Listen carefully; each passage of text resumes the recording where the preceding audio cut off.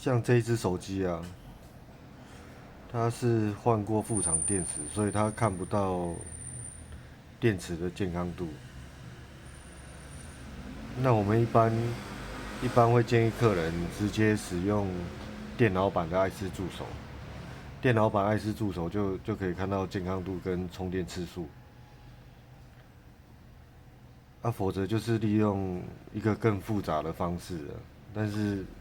说真的比较没有意义。就是你在一般日期，然后先把它调成今天之前，今天是19号，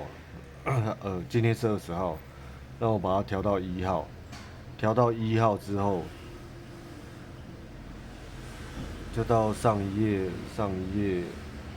隐私权的部分了，拉到最下面，最下面有一个分析与改进了，分享 iPhone 分析资料，打开，然后分析资料，然后你就挑一个最近的日期好了，挑一个20号的好了，接着按右上方储存到档案，储存，然后打开浏览器了，浏览器就直接搜寻电池寿命快捷指令，点这个好了，然后获取指令，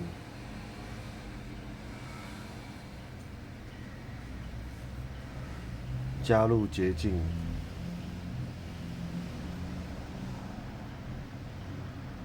那现在有捷径了嘛？那你就按电池寿命，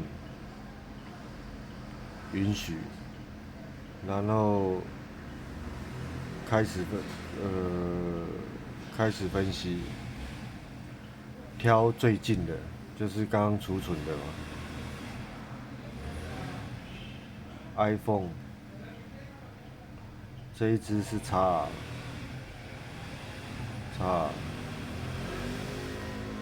你看资料就出来了。但是这个是太复杂了，我们一般还是建议，因为健康度你没有必要每天看嘛，所以我们还是建议直接使用电脑版爱思助手，会比较方便，而且电脑版爱思助手可以看很多东西，看一堆硬体的参数啊，或者手机有被换过什么零件，上面都会有写，就大概就这样。